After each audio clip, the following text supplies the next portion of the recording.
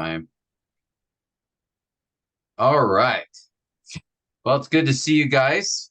Had a great trip in the Philippines the last couple of weeks. I was primarily I was in Luzon for the whole time at various TMEI related activities. We had a regional conference for TMEI, and then we had some Expositors Academy uh, activities as well. I had some meetings with the faculty and those things, and then had a chance to minister at a couple of churches. I was up at Guiding Light for one weekend, and then ministered at a church in Cavite with Brother Harris, who was one of our first graduates from Davao. So I don't know if you know Harris Battalion, but um, I had a great time there. He planted a church about 2 years ago in the middle of COVID, and Lord's just really blessed them. So that was my wife and I were able to go there. So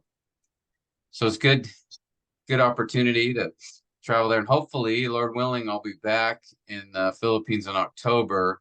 I'll be up in again Manila at Higher Rock doing some ministry there. So that'll be in preparation to see you guys in November, which it seemed like a long way off when we met last time, but it's getting closer. So um, looking forward to seeing you guys then. So thank you for your work on your assignments, and appreciate that. Just continue to pray for you guys um, in that regard. So just keep working at it. And tonight, or this morning, sorry, tonight for me, morning for you, I wanted to just continue practice a little bit more on our diagramming.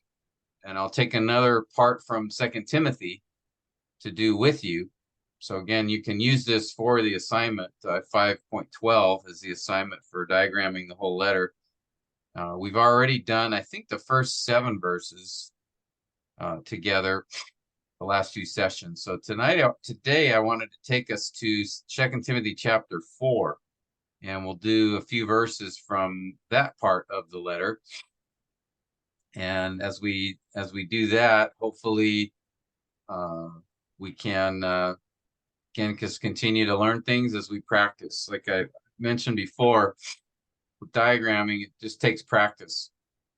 The more you do it, the more things you see, the more familiar it will become. And I think it's been my experience, the more you will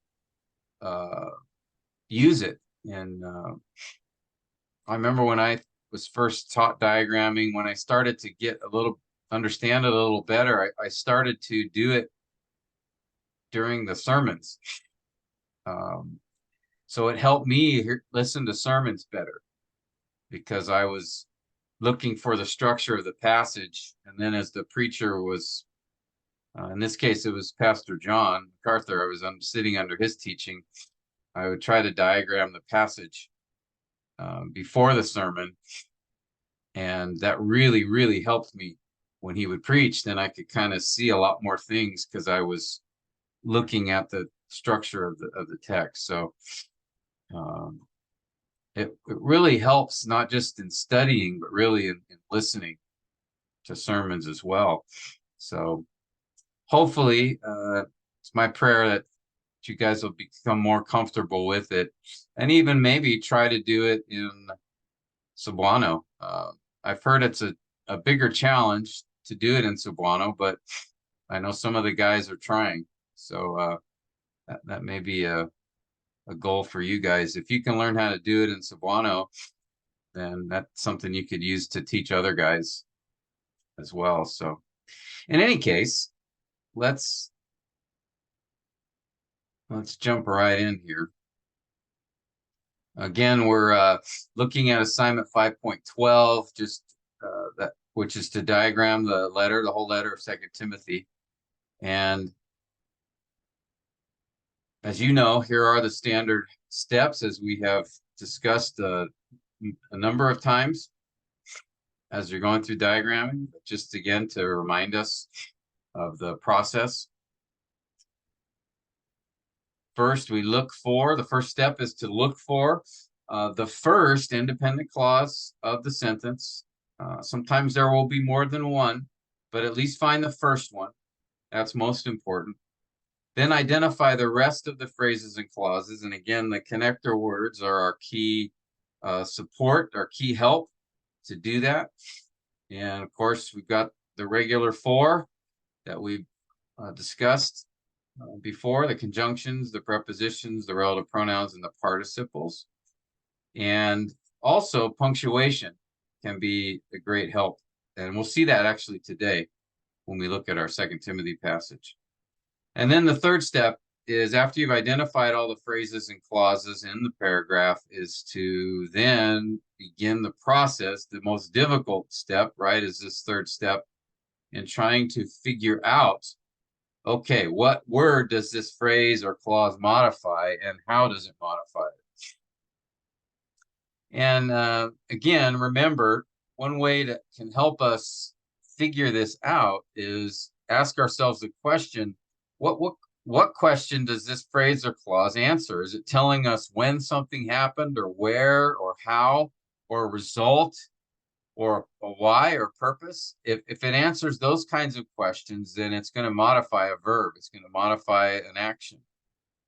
But if the phrase or clause that you are looking at answers the question of who or whom, or which one, or what kind, how many, then it's going to modify a noun. And just again, remember, every phrase is going to modify something else. It always will modify. Now, clauses, again, remember, an independent clause never modifies. It always stands by itself because it's its own complete thought. But a dependent clause will always modify. That's why the word dependent is in there. So really, you can think of phrases also as dependent. They don't stand alone either. They will always modify something else. They'll always add more information to something else in the sentence. They don't stand by themselves, just like dependent clauses don't. They depend on themselves. And again, clause, right, is a group of words that contains a subject and a verb. And then a phrase is a group of words that goes together that does not contain both a subject and a verb. You may have a verb at times, or a verbal in a phrase, but for it to be a clause, there has to be both a subject and a verb. All right. And then again, clauses can be broken up into those two, the independent clauses and the dependent ones.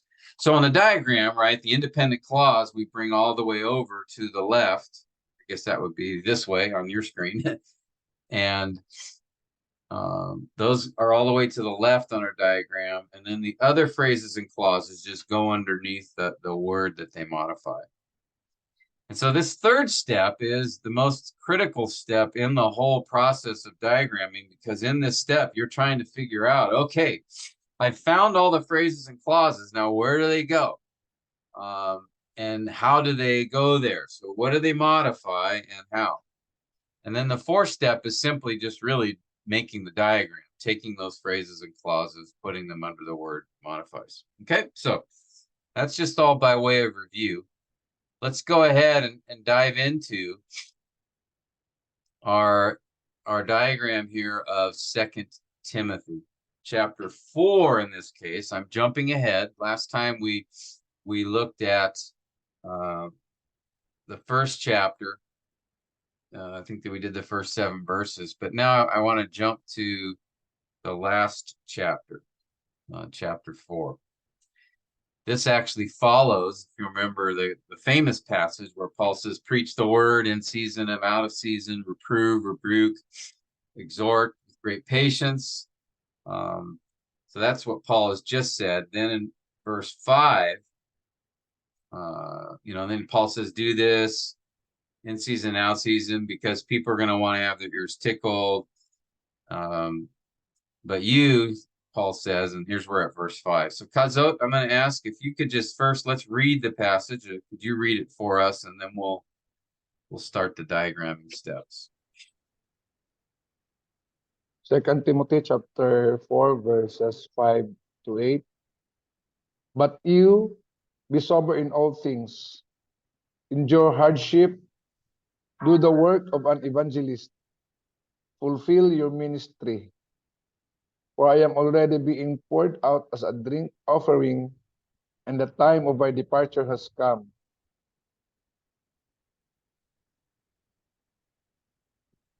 All right, you can keep going through verse 8 here. Just read the whole paragraph. Yes, Pastor Tim. I have fought the good fight. I have finished the course. I have kept the faith. In the future, there is laid up for me the crown of righteousness, which the Lord, the righteous judge, will award to me on that day, and not only to me, but also to all who have loved his appearing. Great, thank you. Okay, you guys take a minute, look at the passage here, see if you can find the first independent clause. And Kazot, since you read it, I'm going to ask you to answer that, but take a minute, guys, and see. Can you identify the first independent clause? And remember, it's usually at or near the beginning of the paragraph.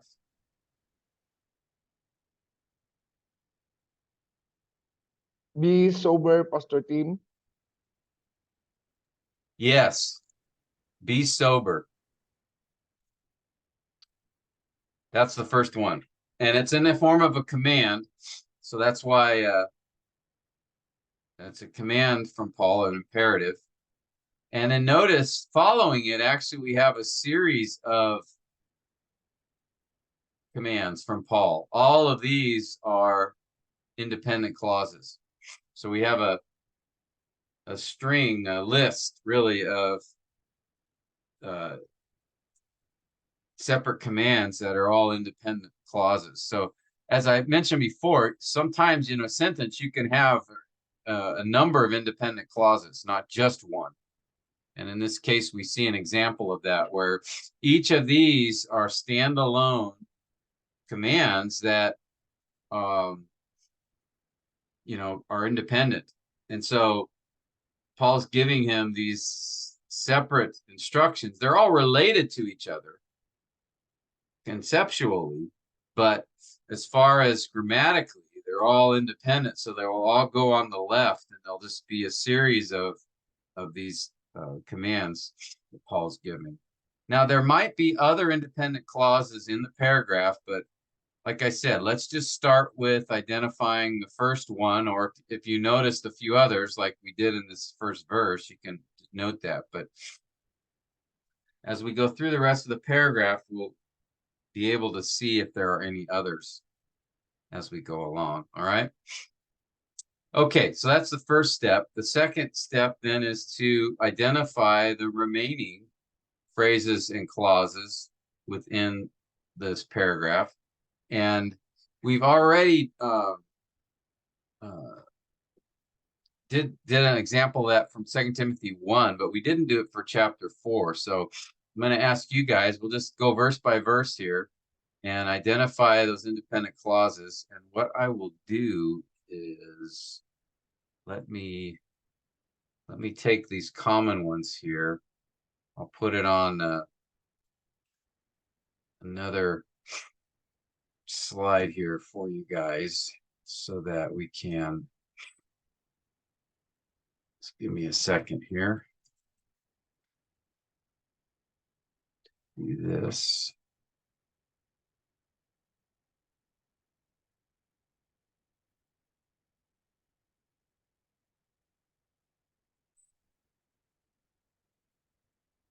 Okay. This over here.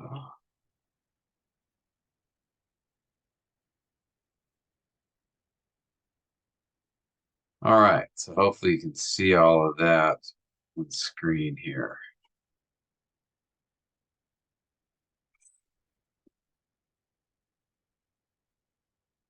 Okay, So I've got our little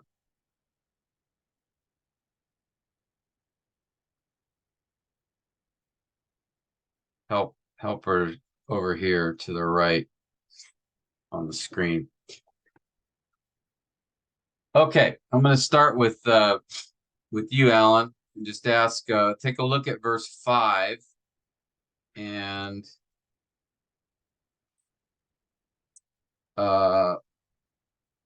take a look at verse 5 and see if you can identify any connector words in verse 5. And as you do, try to indicate, is it a conjunction or a preposition or a pronoun, relative pronoun?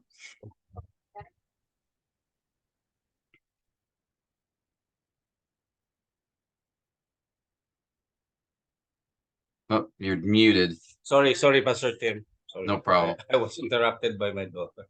No problem. Okay, conjunctions.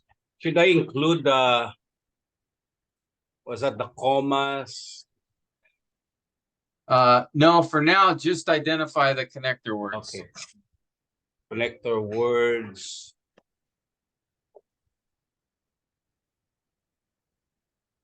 Okay, but. Yeah. And then tell us what kind of connector word it is too. That's coordinating. Yes, very good. Coordinating conjunction. Yeah, we can see it over here under and boy. Good. Then in. Yes. What kind of connector word is that? Preposition. Yes. So I'll highlight in yellow. Oh, okay. Of. Yes. What is that? That's preposition also. Yep. We can see it here. It's one of the common ones. In fact, both of these are. In is also common. All right, good. Any others that you notice? In verse 5. Oh, no. Looks like you got them all, I think. Yes. All right, good. I think that's all. That's it. Okay, James, why don't you take verse 6? Just identify all the connector words in verse 6. Okay. For preposition.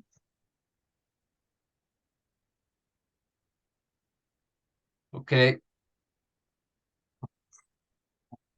And the and. Yes. What is that? Conjunction. Conjunction. Good.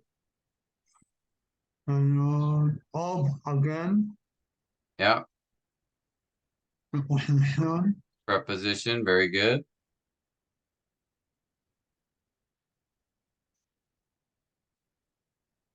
Also, drink opening. Could it be part one? Offering. Drink opening is not. No. I'm trying to up one now. Yeah. Offering here looks like a participle, but it's notice there's an article here. A drink offering. Oh. So this is actually a noun in this case. Okay. I see one more here in this verse.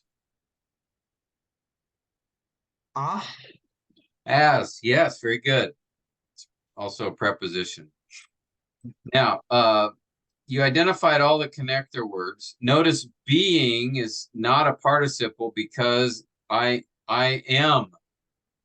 Remember, we say look to see if there is a verb of being in front of the word, and in this case there is. I am being. So that's being here is not a participle, it's a regular noun. And also, this word for. Remember, for, sometimes for can be a conjunction, a subordinating conjunction. or a preposition.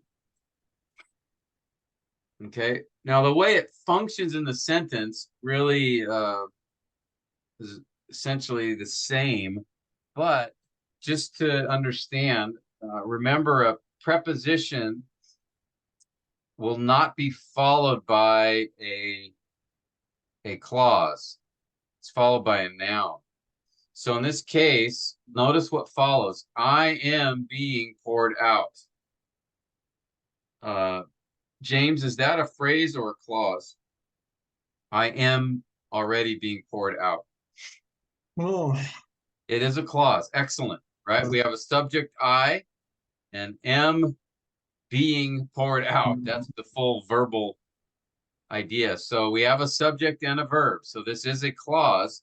Since it is a clause, then for must be a conjunction. Okay, because remember, prepositions are followed. Prepositions are a phrase. They'll form a phrase, not a clause. So if for was just followed by a noun, then it would be a preposition. But in this case, for, what comes after the word for, is a clause. And so that means it's a preposition. So let me put it this way. If you have for plus a clause, then that means for is a deep subordinating conjunction. But if we had for plus a noun, then for is a preposition. Okay.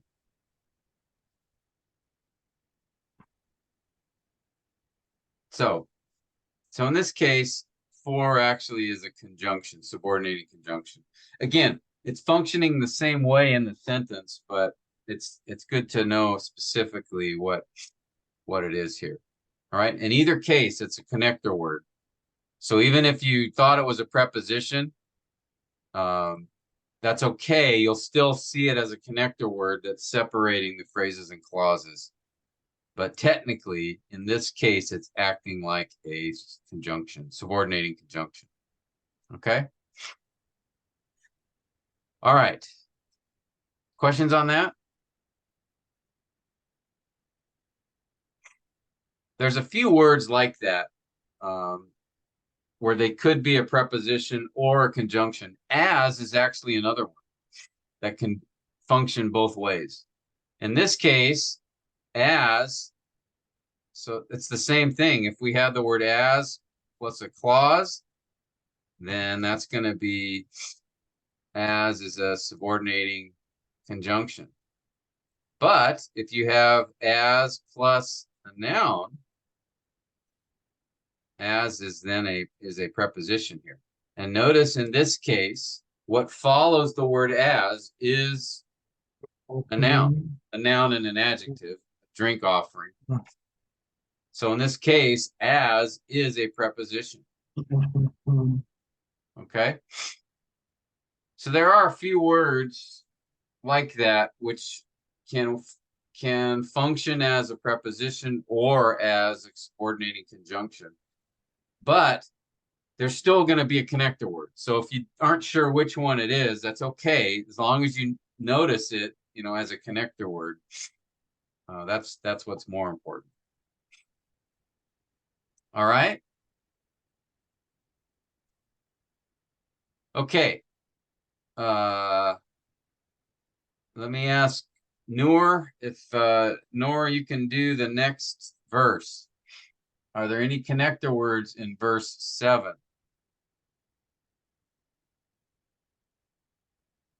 Verse 7. I have the good fight. I have kept the faith. None. None. Yeah, I gave you an easy one. There's no connector words here. But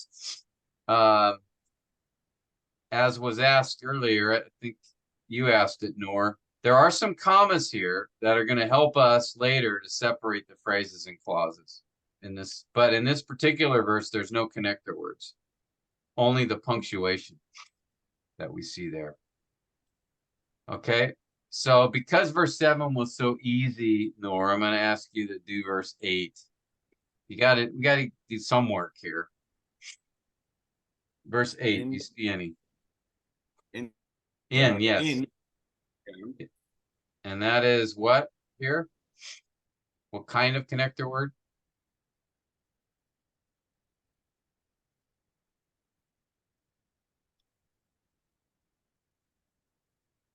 Remember our common prepositions here: at, with, and then in. Proposition. Yeah, preposition. All right, good. In the.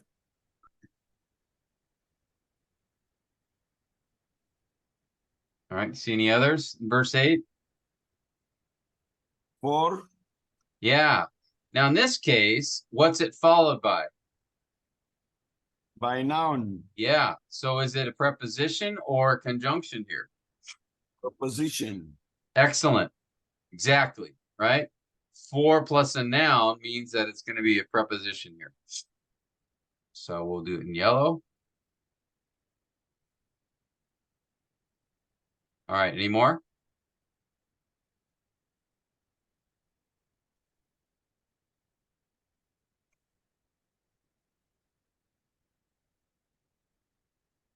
Oh, is he frozen?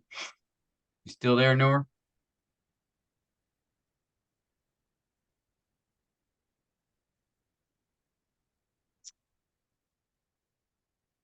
Uh-oh. Guess we lost him there.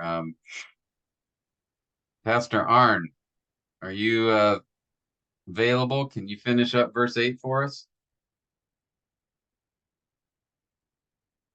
Oh, Nora's back. Go ahead. Let's try again, Nor. Verse 8 there. Hello, good morning, Pastor. Oh, good morning. Sorry Uh, for my on and off, Pastor, because parent will come anytime because during these days enrollment time. So I have to sometimes interview if the parent is a new parent will enroll their kids here. So oh, I I'm just listening. Okay, don't worry, Pastor. Where is my assignment here? Verse. yeah, I asked you to do verse 8 because Nor's Wi-Fi froze. Okay.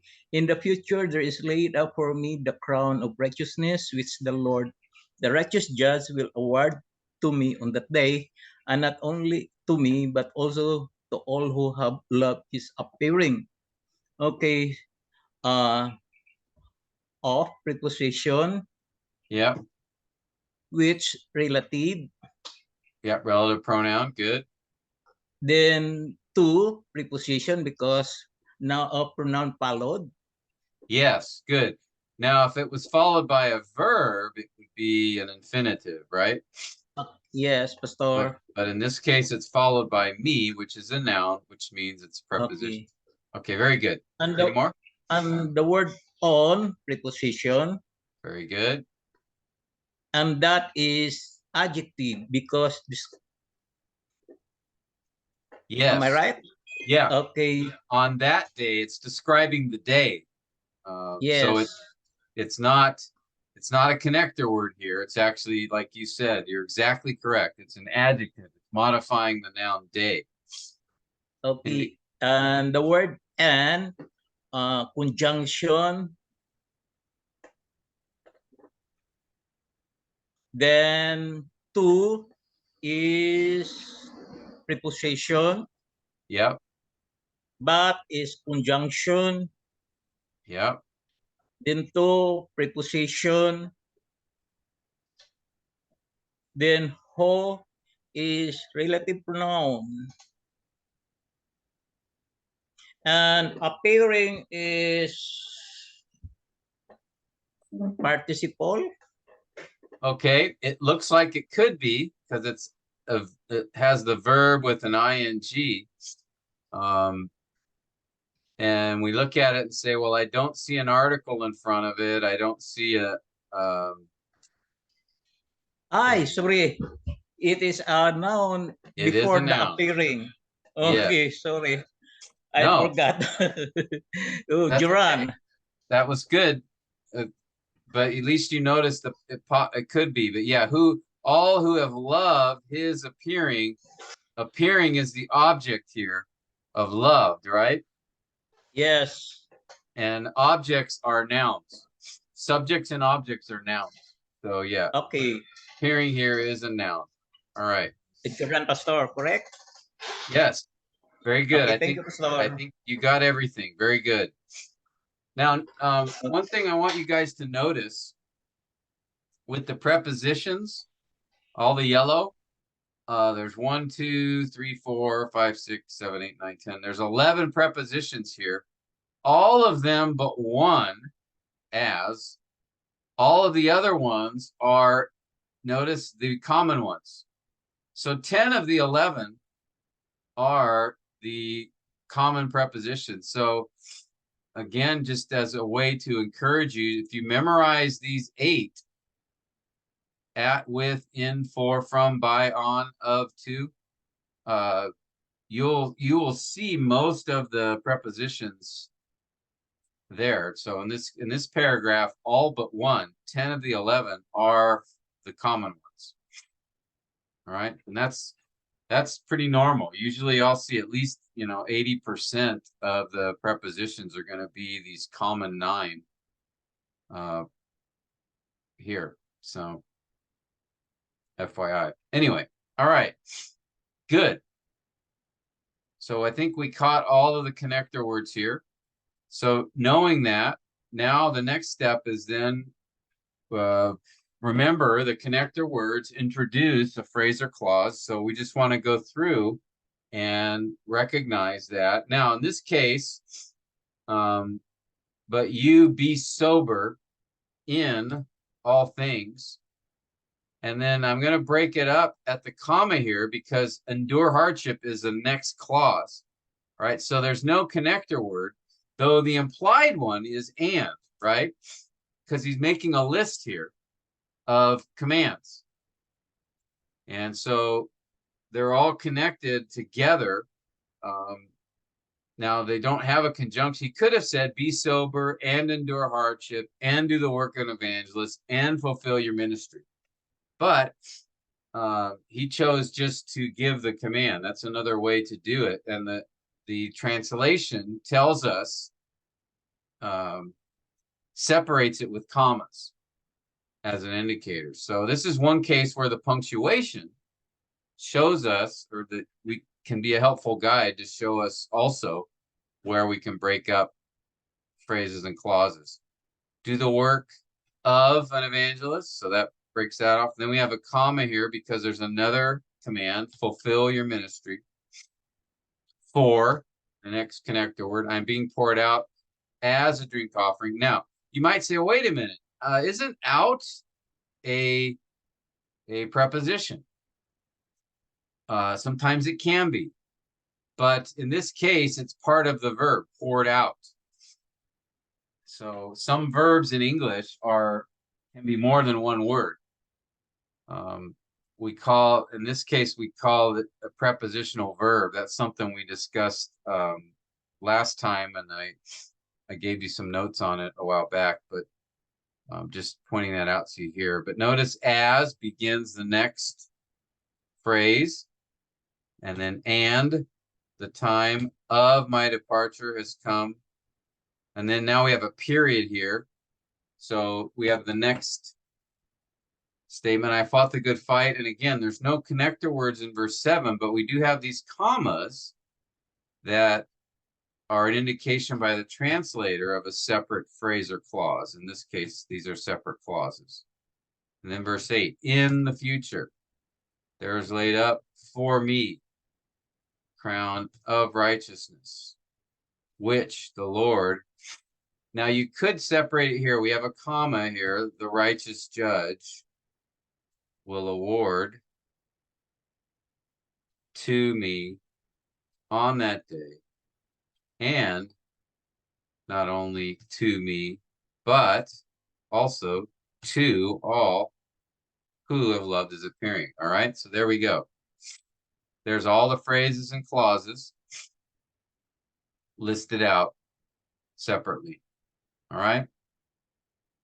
And that just naturally comes from seeing all the connector words. And in this case, like I said, the commas and periods as well help guide us in this. All right.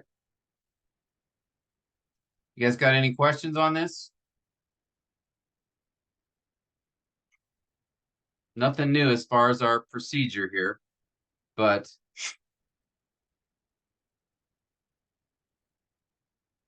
if there's no questions, we'll now do the most enjoyable step, the most fun, the easiest step, which is, all right, what are each of these things doing here?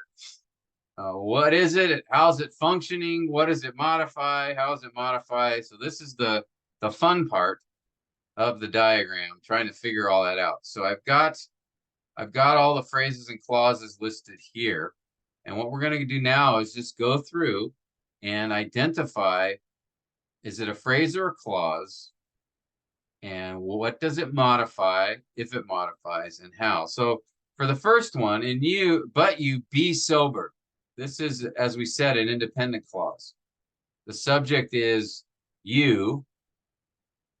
The verb is be sober. Is sober a noun or a verb? It's an adjective. All right, and then the subject complement here is sober. Right? So, but it's independent clause. Okay, in all things. Kazot, I'm going to start with you, have you do the next few. In all things, first tell me, is that a phrase or a clause? And then tell me what it modifies and how. It's a phrase, Pastor Tim. Yes, there's no verb here, is there? And what does it modify, I think? It modifies the word sober. Describing What? Sober in what It's- way? yeah, it could be, be sober in what way?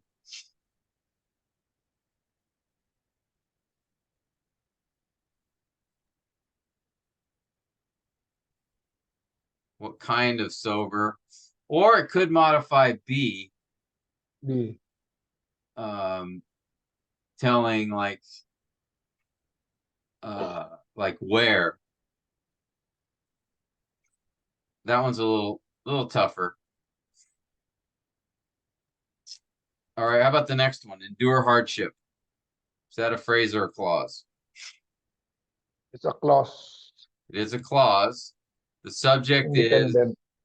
you. You Yeah, and the verb is, what's the verb here? endure. Endure. Endure. And then the object is hardship. Okay, so yeah, now the question is it dependent or independent? Independent. It is independent. Remember, we noticed that there's this series of commands that Paul Yes. is giving. All right. So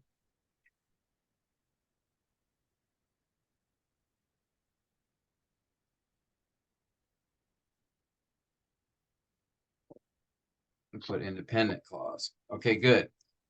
And that's important because that's telling us it's not going to modify anything else. It's going to stand alone. All right, good. How about the next one, Kazo? Do the work. Phrase or clause? It's a clause, independent clause, Pastor Tim. It does not modify anything. Yes. What's the subject? Still you. Yes. Again, it's a command, so we don't see the you there. What's the verb? Do. Do. And then the object is the work. Yeah. The word. All right. Of an evangelist. It's a phrase. Yep, there's no verb there. What does it modify? The work. Yes. Telling what kind or which What work. kind of work? All right. Good. All right, one more. Finish off verse 5. Fulfill your ministry. Independent, still independent clause. Yes. Subject is You you, and the verb is fulfill. fulfill. Yep. Then we have the object ministry. Now, what does this modify? Fulfill your ministry.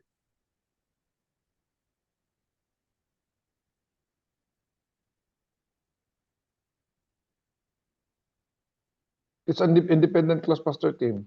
Yes. Good. I was It trying to does not trick you. modify anything. It does Yeah, not modify. I didn't catch you. You caught my trick. Yeah. It doesn't modify anything. It's Yes. independent. That's by definition. If it's independent, that means it doesn't modify. That means it goes to the left on our diagram. So good job. You didn't let me catch you. So very good. All right. Pastor Allen, I'm gonna ask you to start up in verse 6. Same thing. Identify if it's a phrase or clause, and then what it modifies. So we have for I'm being poured out. Is that a phrase or a clause?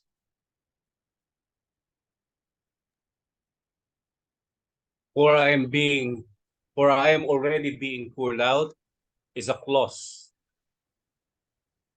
It is a clause. Good, because we have the subject is what?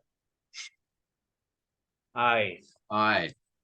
And then the verb here is am am being poured out. being It's poured a out. verb phrase actually, or a verb. Yeah. And then being poured out. yeah. Okay. Now, question is, what kind of a clause is this? Independent or dependent? It looks like independent if there's no for before Correct, it. but there is a for. So what does that Yes, tell there's us? a for. So that's a dependent clause.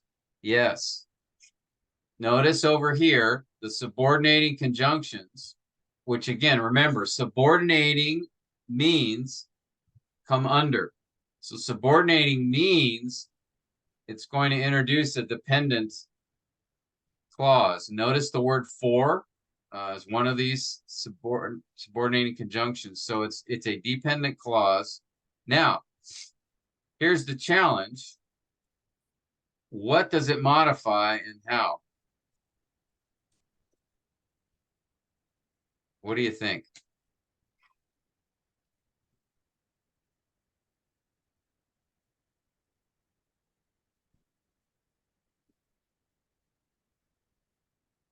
Uh,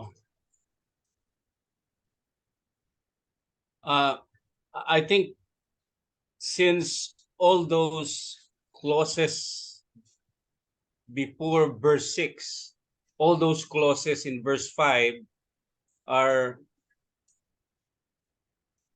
all independent clauses.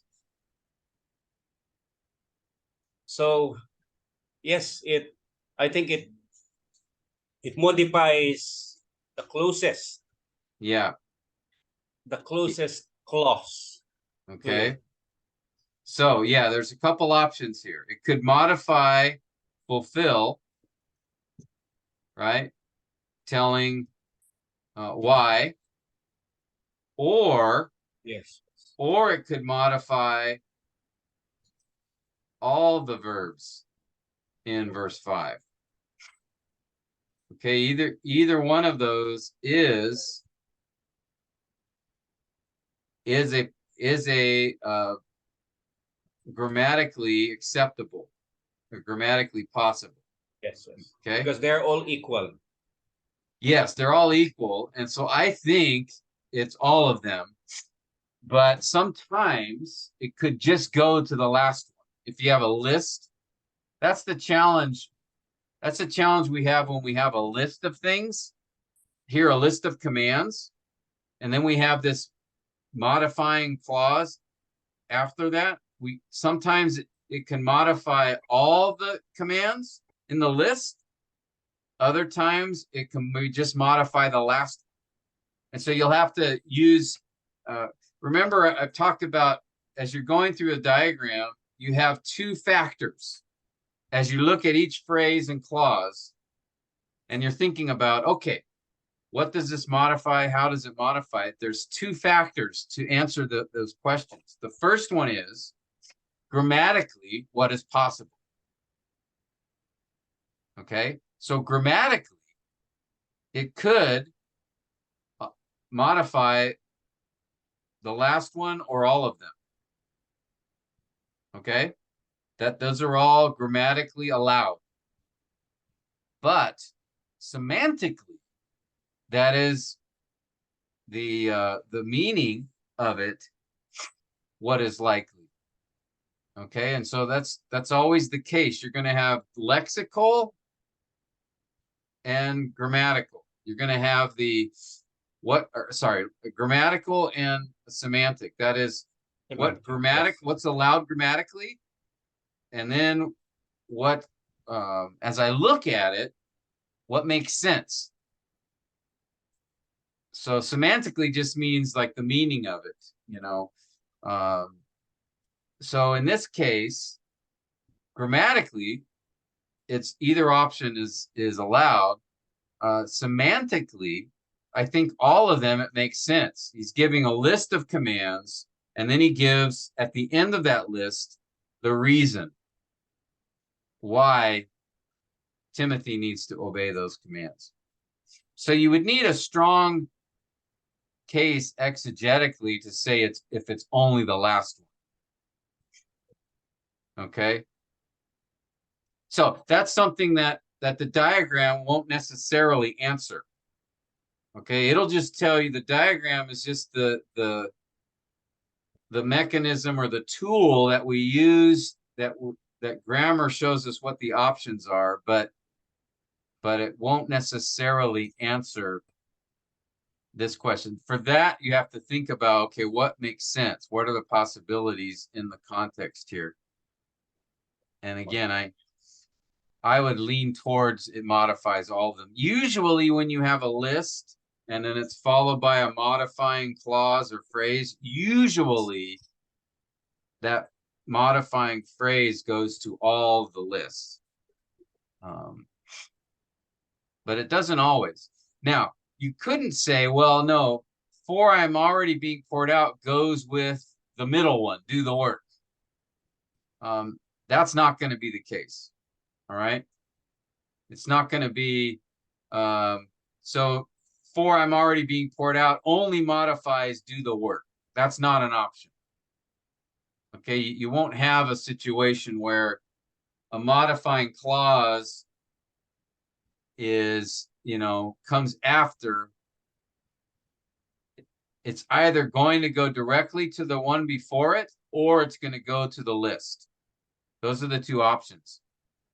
If he intended to modify just the middle one, do the work of an evangelist, then he would have put it here, right after that. Right?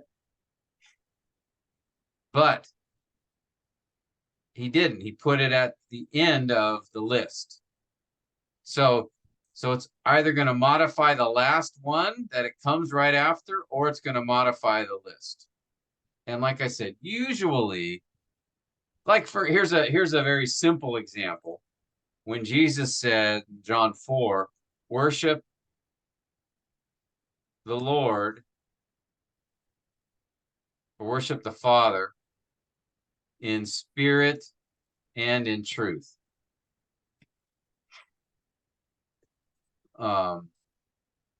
Okay, so both of these, this is like a mini list.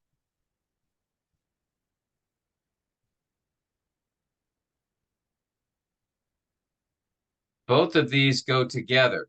It's worship the Father one in spirit and worship the Father in truth. They both go with worship the Father. You can't say it's just worship the Father in truth. Okay, it's a list, a mini list, but both go with worship the Father. Let me see if I can.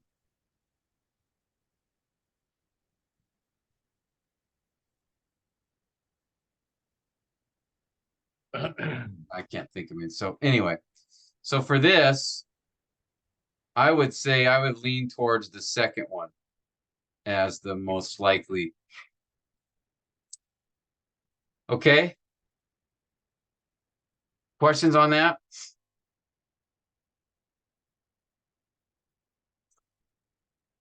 Okay, Alan, you want to just continue? As a drink offering. Is that a phrase or a clause?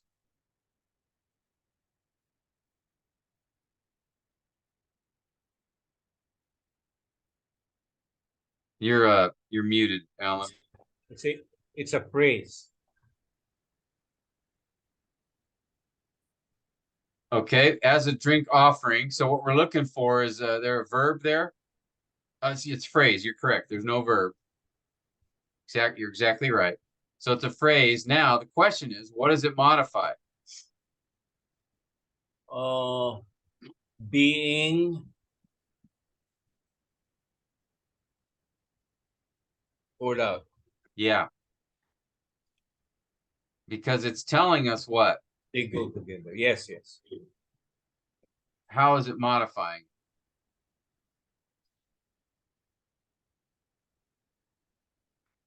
It tells us how. Yeah. Exactly. You're exactly right. How is he being poured out? As a drink offering. All right. Great. Now, how about the next one? And the time?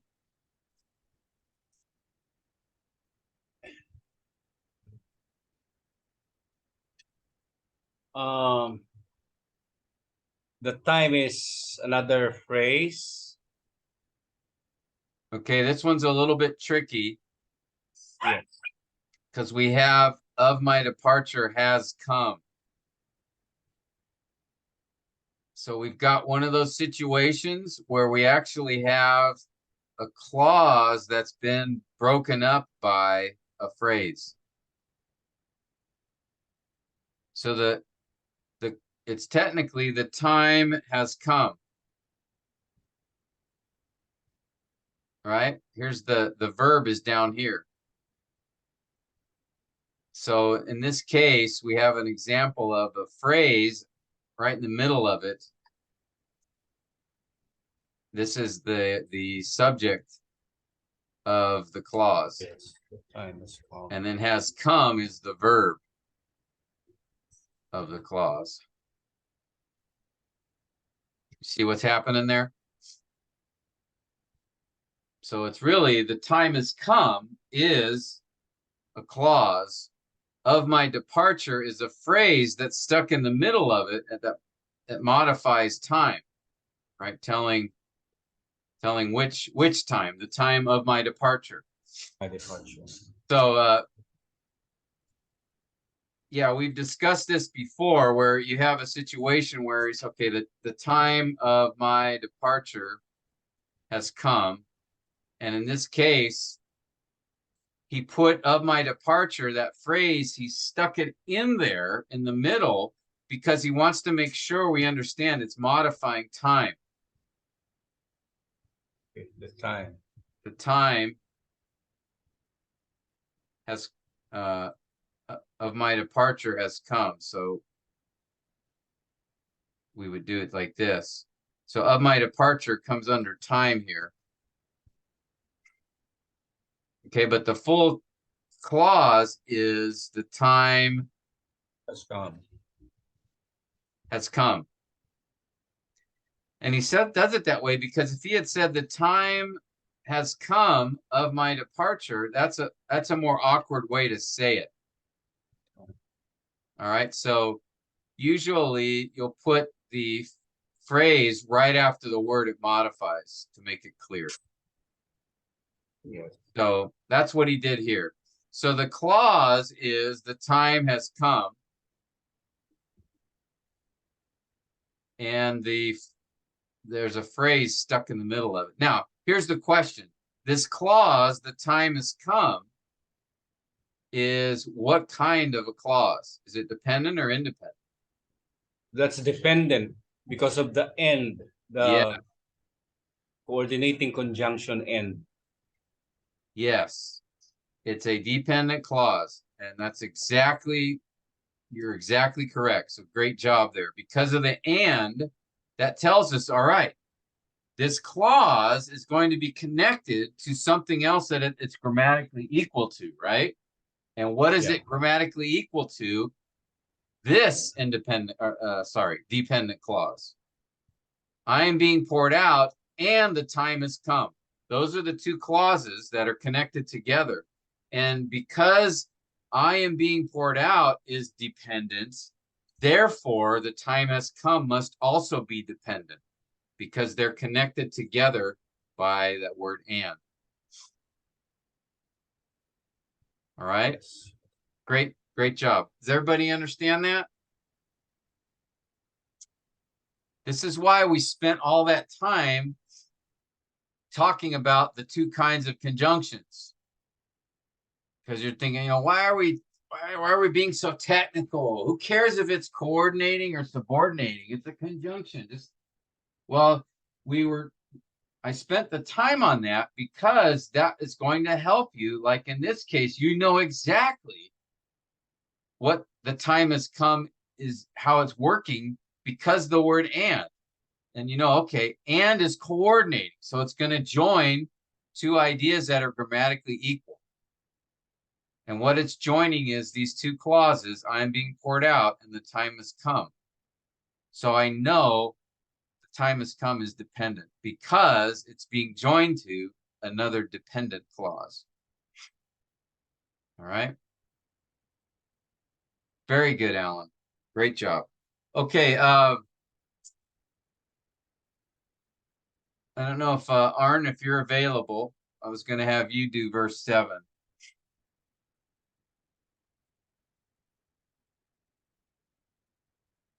If you're not, then I'll give it to James. Arn, are you there?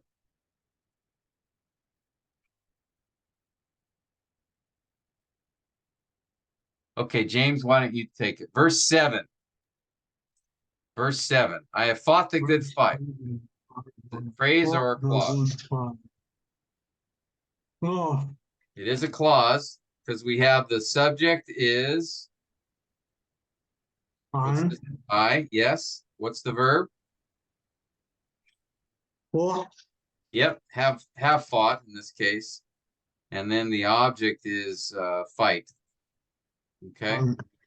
Now, well, let's do all three first, and then we'll come back and figure out if it's dependent or not. What about I have finished the course? I That a have great- finished the course.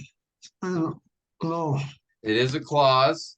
The subject again is I. What's the verb? I finished. Yep, have finished. And then the object is course here. All right, how about I have kept the faith? Is that a phrase or clause?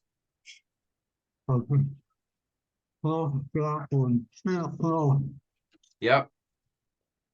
Subject again is I. What's the verb? Okay. And then we have the object is faith. So notice we have three, again, another list here. 3 clauses. All of them are, obviously go together. I have fought, I have finished, I have kept. Now, here's the question. Are they dependent or independent? I mean, what do they look like? As you first look at them, what would you assume? They are dependent, I think. But the challenge here is, notice that they're not introduced by a subordinating conjunction or a preposition, or a relative pronoun. So you might think, well, it looks like independent. It looks like Paul's making now these new statements that are standalone. Mm. Okay, and that is grammatically possible. But the question is, you have to think about, okay, what seems to make sense in the flow of the passage here? And I think it's part of the verse 6 where he begins to give the reason why Timothy is to obey these commands. I think this is still part of the reason. Because notice, this is why. And here's where you think about it more exegetically. All right. Grammatically, they could be independent or dependent. Okay. Now, if we had a case like this, all right, let's say if Paul had put a conjunction in front of these, if he had said, and I have fought the good fight. And I finished the course, and I've kept. Now, if he had said that, then these would be dependent, right? Because now remember, this and would be connecting it to the previous clause, which was dependent. Okay, but notice he didn't say and. But I think that idea is here. I think it's still part of a list because notice here he says, I'm being poured out. The time has come. And then he says, I fought the good fight. I finished. So he's still talking about this idea of, I think he's giving a list of reasons as to why Timothy needs to obey these commands. I don't think he's starting a new thought here, like a standalone thought. I think he's giving a list of reasons for Timothy. The time has come. I fought the good fight. I finished. I think all of these go together. All right. They all describe a list. They're all a list describing that Paul is near the end. Right? The time of my departure has come. And then he sort of talks like, these are all, I'm done. I'm ready to go. I've finished my race. So I think you can make a strong case for verse 7 is just a list of dependent clauses that goes with verse 6. But I make that argument not grammatically. Grammatically, it's weaker because you don't have the conjunction and there. If we had the conjunction and, I think it'd be obvious. But in this case, we don't have the conjunction and. There is no conjunction. So we have to sort of look at this as in the flow of thought, what makes the most sense.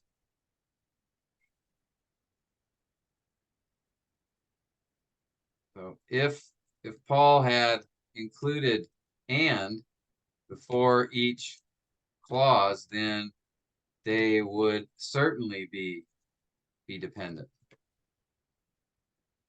All right, we'd have the grammatical reason. But in this case, since there is no and in front of them, we have to consider what makes the most sense here. And these seem to be part of a list of reasons why Timothy was to obey Paul's commands. Okay? You guys following me? Okay? So here's the thing. In these diagrams, you have, again, we're faced with, there's two parts. You've got the grammar. What does the grammar allow? Okay, but often the grammar will allow several options. Sometimes the grammar will define it for you, like Alan noticed with, and the time has come. So grammar tells us the time has come has to be dependent because it's connected to another dependent clause. All right. So the grammar there just told us, okay, this is what it is. But sometimes the grammar will allow for more than one option.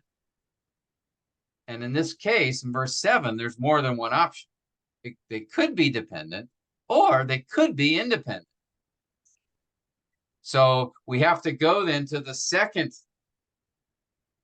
part of this step, which is what makes sense given the context and what Paul, so we're kind of starting to interpret a little bit, and that's okay. That's what this diagramming is supposed to make us do. We're supposed to be thinking more about, okay, where did each of these things go? So in this case, in verse 7, with those 3 additional clauses, you kind of have to look at, okay, what's Paul been saying here? Where do these seem to be connected? What makes sense? And I see it as part of that list, starting in verse 6. The list of reasons why. Why does this matter? Because now what we've got here is we've got 5 commands and we have 5 reasons. So if you're preaching this text, you know, you're going to have, I think, one point will be the commands, and you'll have 5 of them. So there'll be 5 subpoints. And then you'll have the second outline point will be the reason to obey those commands. And there'll be 5 of those. And they're all connected together, right? I'm being poured out. The time has come. I fought the good fight. I finished the course. I kept the faith. Those are all related to each other. They're all describing, you know, Paul is nearing the end, but they are, you know, distinct statements. So you might, as you're preaching through that, you would probably just explain, you know, what each of the distinctions are and then what they mean as a whole. But if you said, no, these are independent clauses, okay, then now you have separate outline point. And you have to figure out, what is that? How is Paul doing this? Because you would have the first point would be the commands, verse 5. The second point would be the 2 reasons. Then you'd have a third point of these additional statements. If you thought these are independent, if you said, oh, these are independent, well, then that's a separate point. But if you say, no, they are part of the list of the dependent clauses, then it's like verses 6 and 7 go together as 5 reasons. So this is why we're going through this, because how you decide that, how you answer that question will determine then how you approach teaching the passage. All right, you guys see that? Does that make sense? Ask questions if it doesn't.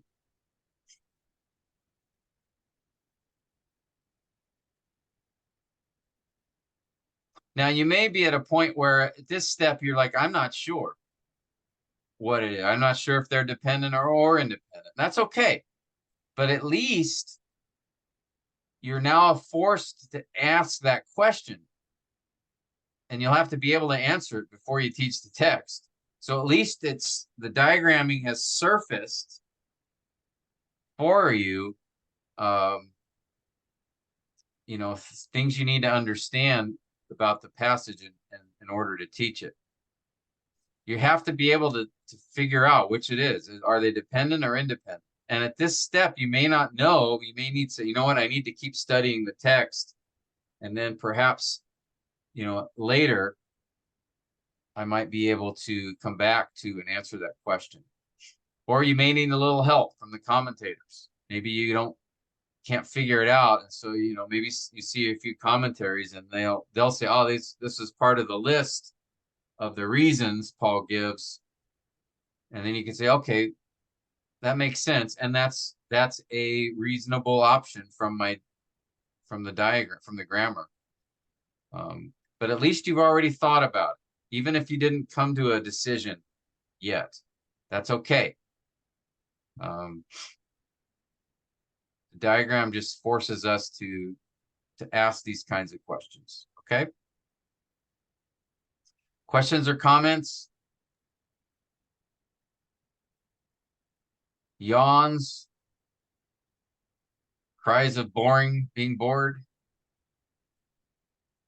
Anything? It looks like Alex is still relaxing in his sofa living room there. Sorry, Noor, did you have a question or comment?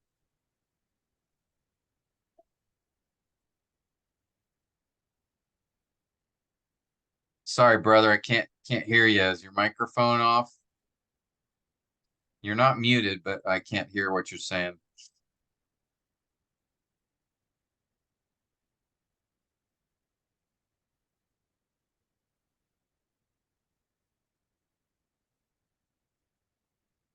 Now I can't see you.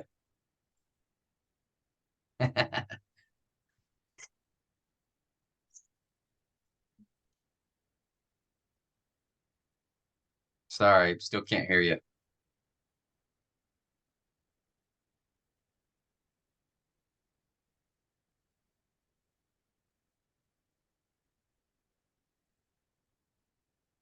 Yes.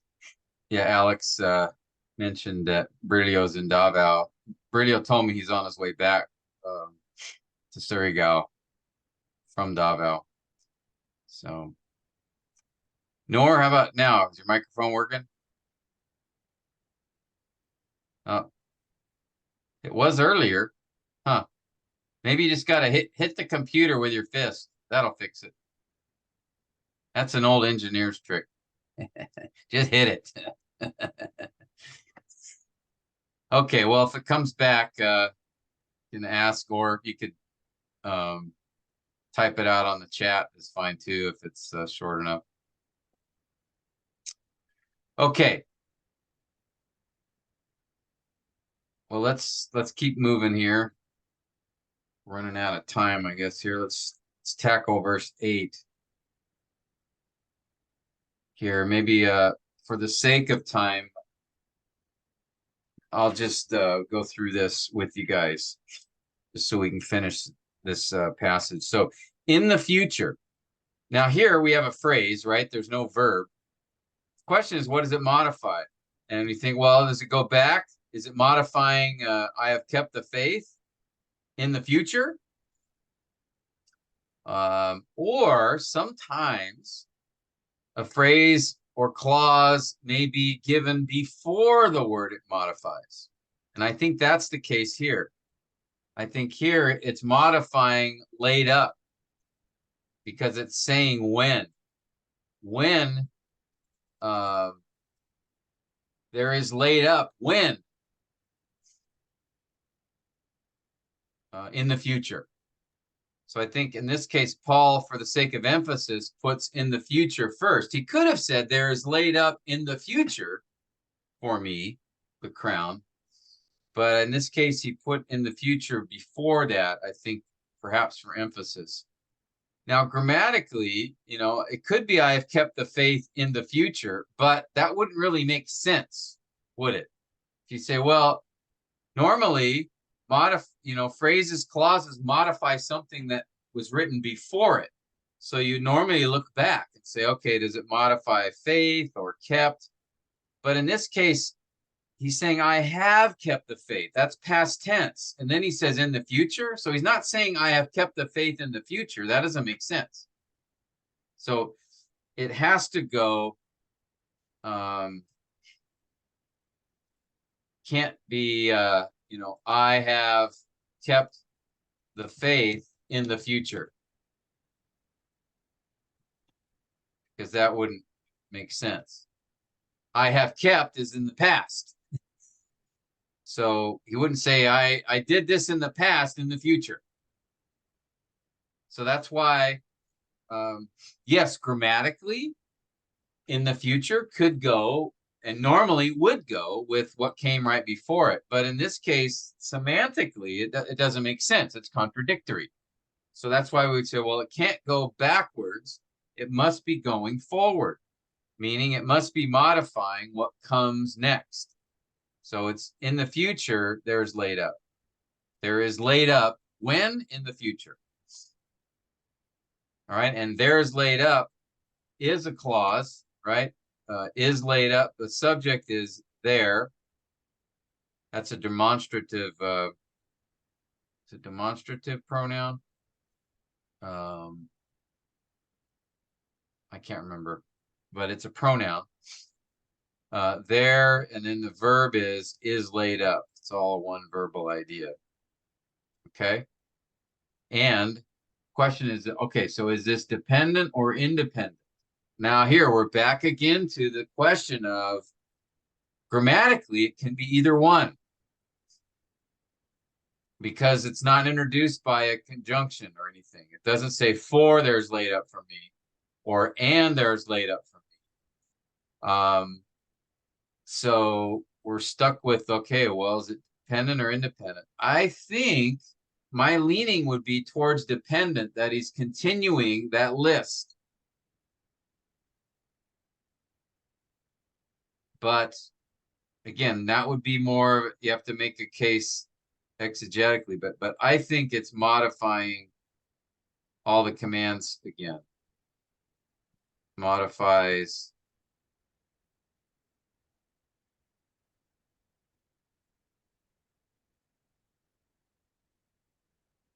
still part of the list that started.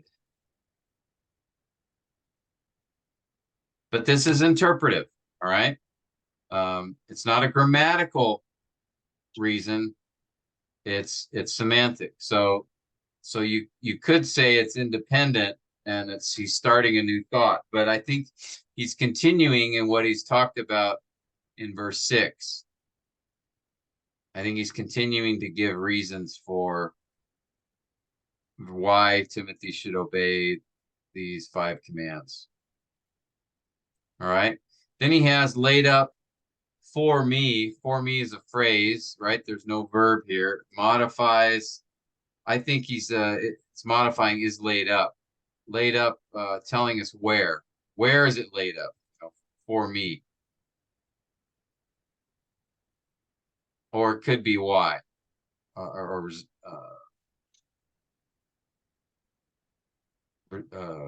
Result, purpose.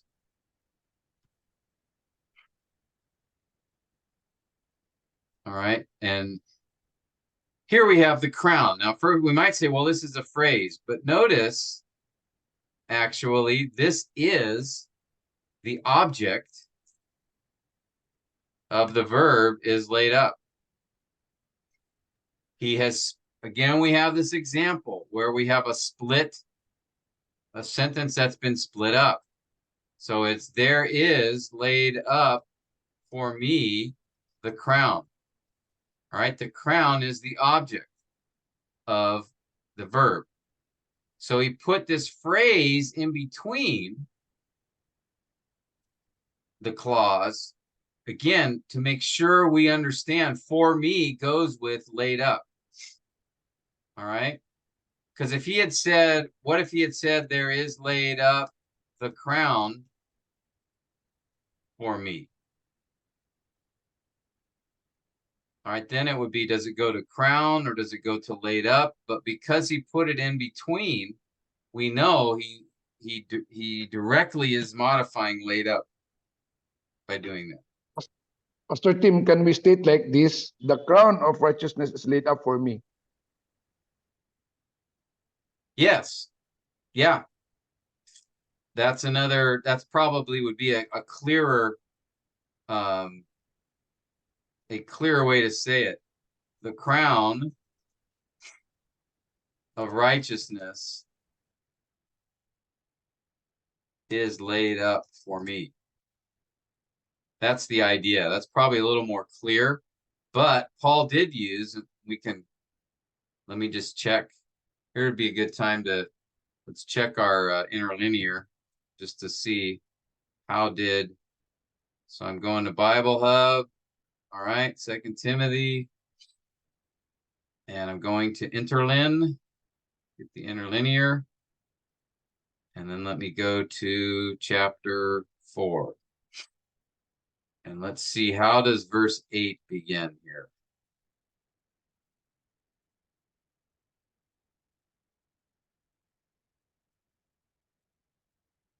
Where are we at here? Verse 8.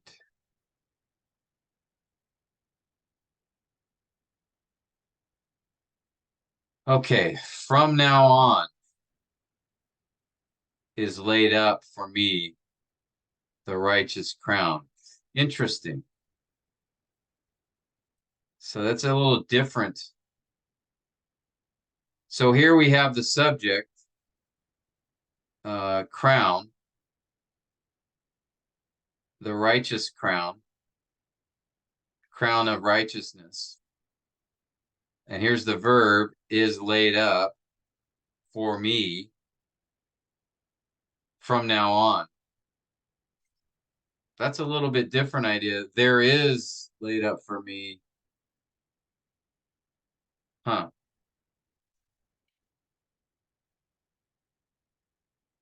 I wonder how did the other translations, what did they do with this? 2 Timothy 4.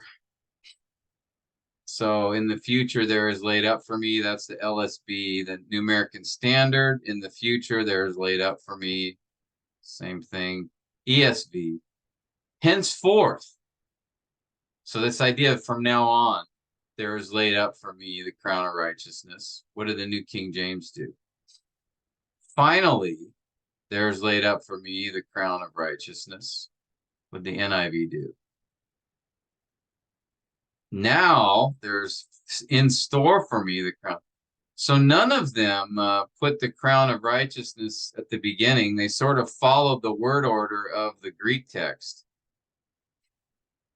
But this idea from now on is laid up for me the crown of righteousness. But yeah, I think I might go with how Kazot mentioned it, because the crown is the subject here. I might put that at the beginning. The crown of righteousness is now laid up for me. I think that's how I would translate it.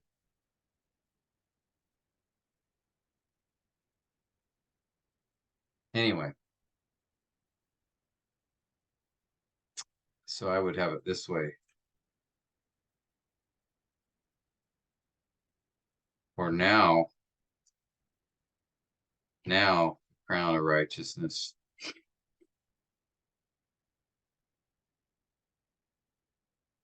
Interesting.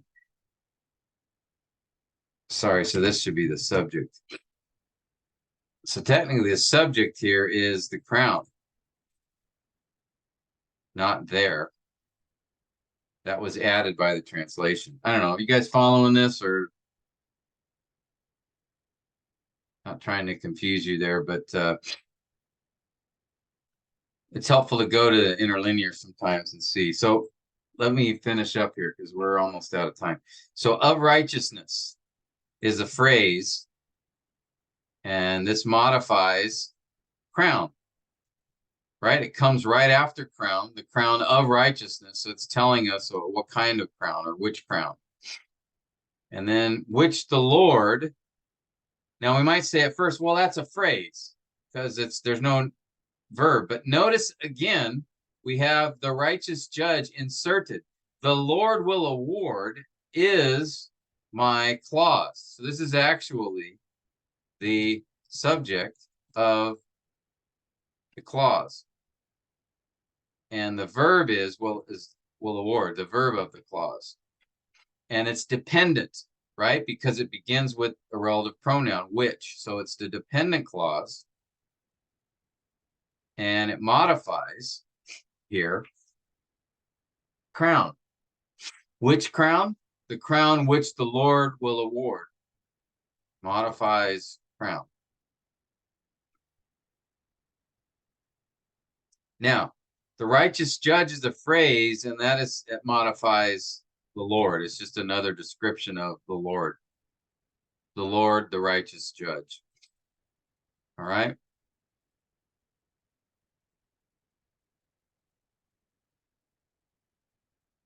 Okay? And then to me, that's a phrase. There's no verb. And the question is, what does it modify? I think it modifies will award.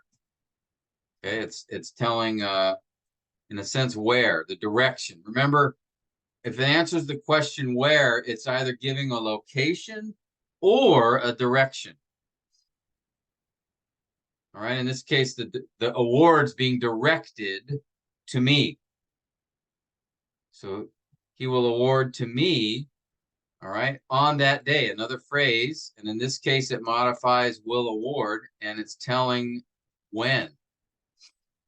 When will he award? On that day. All right. And here we have, and not only, but also, this is a phrase which connects to me. So he will award to me, and not only to me, but also to all. Okay. So this, to me, again, is a phrase, modifies will award, telling where. And then, but also, again, is connector. So it's connecting. We would call it a phrase, connects to me. To all is a phrase, modifies will award. And then who have loved, that's a clause. It's a dependent clause because it's who, it's introduced by relative pronoun. It modifies all, telling who. Okay. Now, I know we went through those a little bit quick, those last few, because for the sake of time, but are there any questions on that at this point? I wanted to get to the diagram, at least so we can finish. But are there any questions?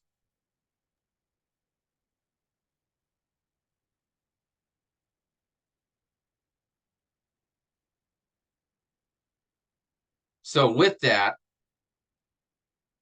having all of this in mind, put this over here.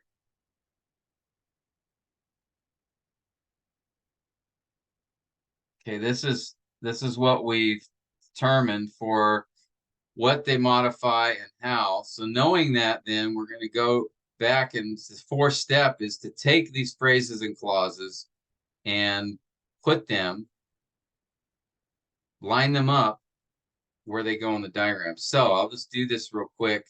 But you be sober, right? That was an independent clause. Be sober, I think, where? In all things. Endure hardship. Okay, that's a second independent clause. So I'm going to have it on the right. And here's what I like to do. I like to, so you be sober, you endure hardship, you do the work. What kind of work? The work of an evangelist. So what kind of work?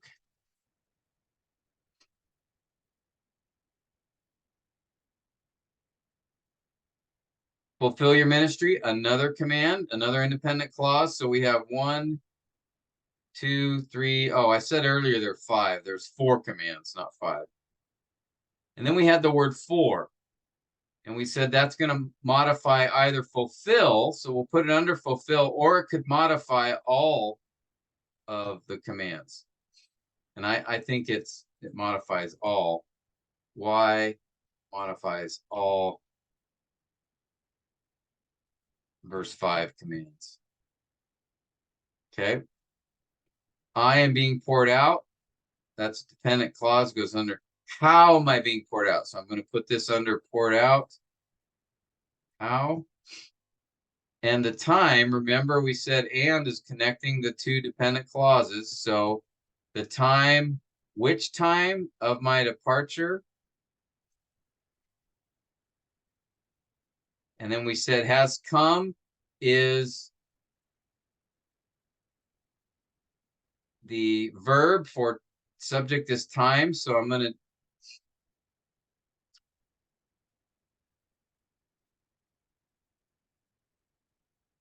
okay.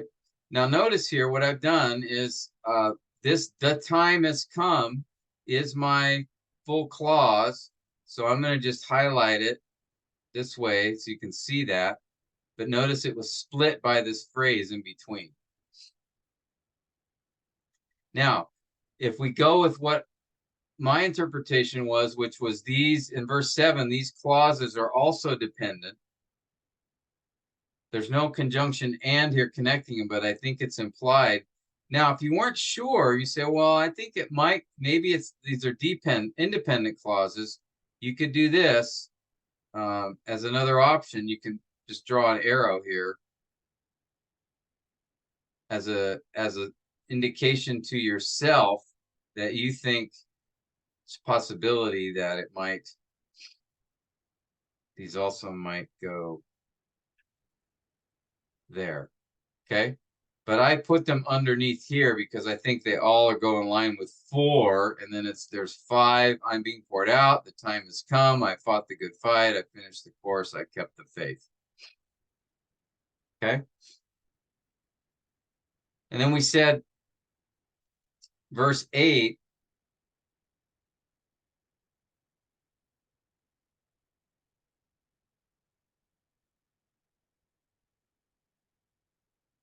Was a little tricky the way this was set up, because the crown is the subject.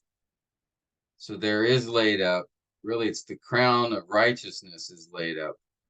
So I'm not sure the best way to maybe do it this way and just do an arrow. Maybe that's the best.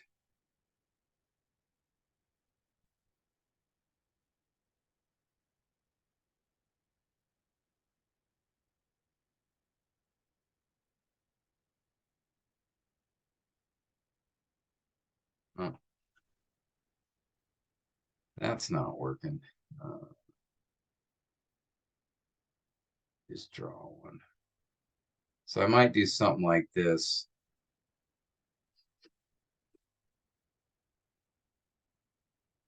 Just as an indicator that there really it's the crown of righteousness. So I might even put a footnote, the subject.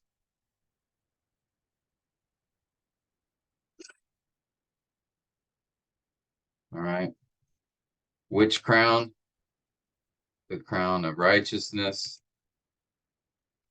It's laid up for me again. Which crown? The crown which the Lord.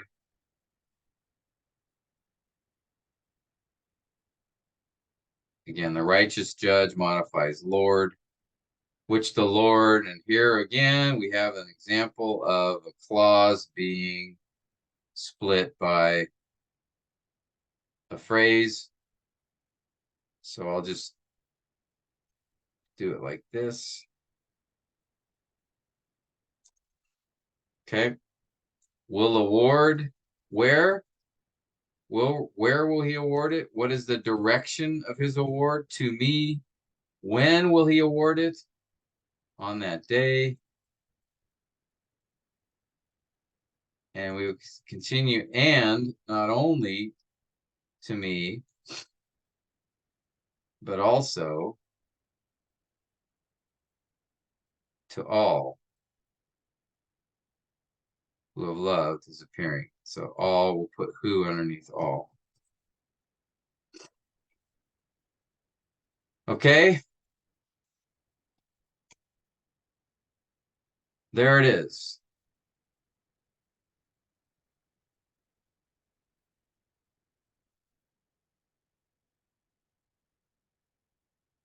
And as I said, I think if you were to, plot out what would the outline look like, I think you'd have verse 5 as,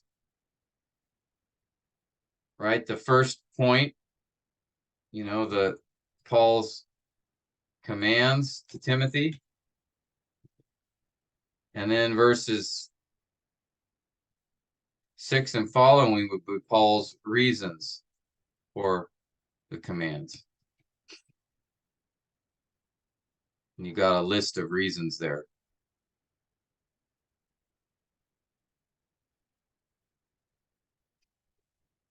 So really, you might even could split those reasons into 2 parts. Okay, you got the first is right, Paul's ministry is coming to an end. And then the second might be Paul expects a reward for his service. Okay? That's how I might outline this at this point. Obviously, there's a lot more work to do in studying the text, but this is what it kind of looks like to me right now. You know, two motivations for Timothy to obey these commands, right? You could even have two motivations to obey. The first is, you know, Paul's ministry is coming to an end. Timothy needs to take over. The second is Paul expects a reward. So I think the implication would be that Timothy will receive an reward as well.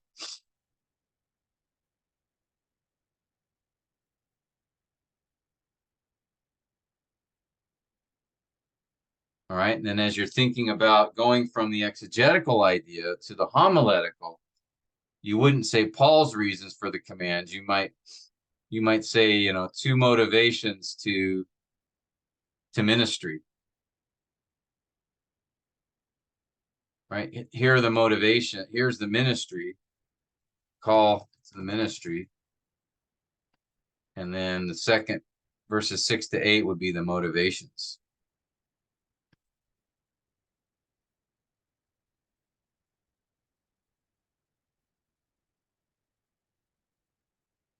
All right. You see how I'm putting this together? I'm jumping steps, but I just want you to see how the diagram can help us as you keep working the diagram as you're doing your study. It really shows you the structure of the passage, which then will be your guide to how you would teach it. So if I were preaching this sermon, I'd probably have two outline points, I mean, from just what we've done so far.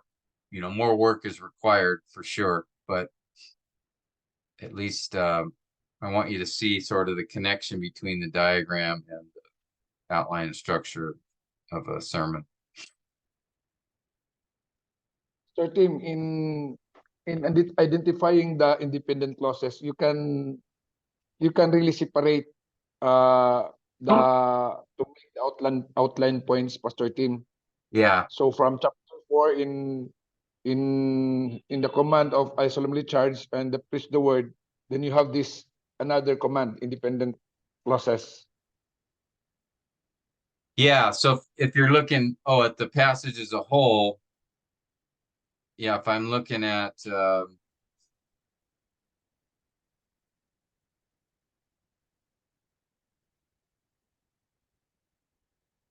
Second Timothy, we've got verses 1 to 4.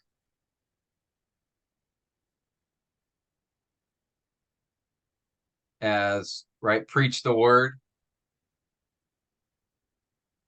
And then we've got 5 through 8 as these additional commands, right? If you look at the imperatives here, preach the words, one imperative, and then he gives some descriptions of that.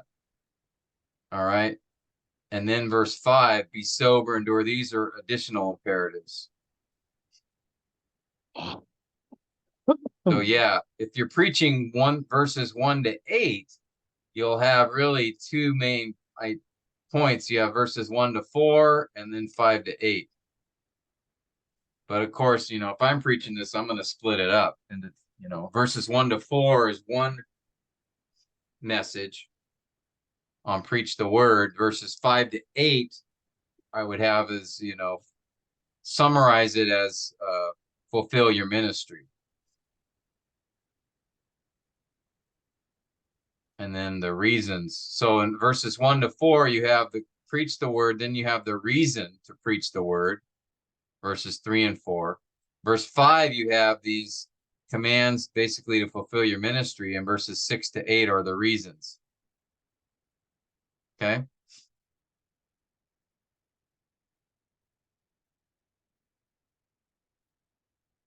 Is that what you were asking, Kazot, or is there something else? Yes, Pastor Tim. That's all, Pastor Tim. Thank you. Thank you for the enlightenment. Yeah, good observation. Good question. All right, any others before we?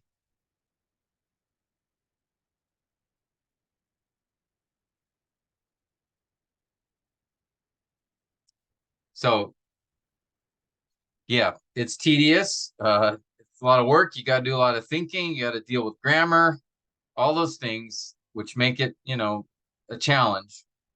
But I think the more you force yourself to study and ask questions in the diagram. I mean, just look at the time we spent an hour here, or sorry, 2 hours here. But hopefully, just by going through each of these phrases and clauses, maybe you have a little better idea of the structure of the passage, just even from that short time looking at it together. And of course, we're going to do word studies. We're going to consult resources.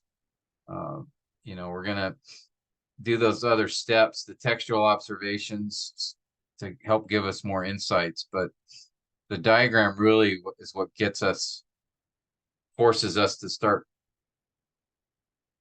seeing the structure of the passage and asking these questions of it. And I think really verse 5 to 8 has a pretty clear structure to me. You've got these commands in verse 5, then you've got the reasons in verses 6 to 8. And then verse 9, he gives another command: be diligent to come to me soon. But now this is a different subject. All right, he's talking now about personal, personal instruction. So really, you've got verses 1 to 8 all focus on, final instructions to Timothy regarding the ministry. 1, preach the word, and then secondly, fulfill your ministry. And then verse 9, he moves towards personal instruction. And there's important truths and principles in that as well, but it's different than verses 5 to 8.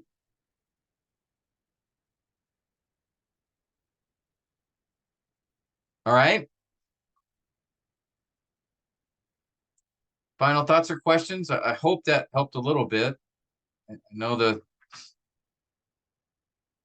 it's not easy work, but it's important work, and it's needed. You need to do it in order to really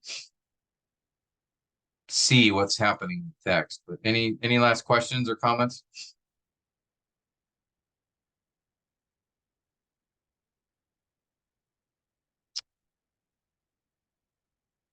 Okay. Lord willing, plan is to keep meeting the rest of this month. I think I am available now that I'm back. Yes. So the next couple weeks for sure. Lord willing, the next few weeks we'll gather, keep working on stuff together, just in the assignments for 5th module. And please remember, a couple of you were asking, I sent a reminder to go ahead and enroll for module 6. So I posted a link there. You guys can do that. And some of you had questions about the payments, and we can do the tuition the same as we did before. If you can do it online yourself, go ahead and do that. If not, or if the church is paying for it or whatever, and you want to wait till the module, that's okay. You can do that. You just need to note, if you're not paying it now, on the form there's a place where you can note when will you pay it. You can just put November 13th. I think that's the first day of our class. Okay, so either option is fine, but remember, you have to upload the receipt whenever you do pay it. So, and it's still $2,500. pesos for the last class of the course. All right. So yeah, please take care, at least enroll. If you could do that as soon as possible, that would be appreciated very much. All right. And I think you all got update of your assignment status, Facebook. I'm trying to send that out at the end of each month, just to let you know what's not yet in Canvas. So I think I sent that each of you your specific assignments that are still due for the course. Okay. So Tim, is it okay to pay on site? Yeah, Okay. that's okay. If you I'll can do pay that then. earlier, do that. If not, we can just collect it when we gather in November, and then you'll just need to upload the receipt like we did in Module 5. That's what we did. You guys paid there, and then we gave you a receipt, and then you took a picture and uploaded it then. So we can do that when we gather in November. It's fine. I think it's safer for me on site. Yeah, no problem.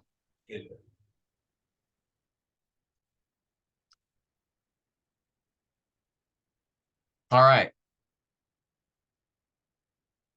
And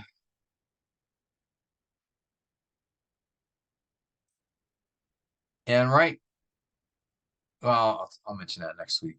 Let me go ahead and let you guys go. It's already past your lunchtime. I'm sure I heard some of you, your stomachs were growling, so I'll go ahead and we'll close here. Alan, would you close our time together in prayer?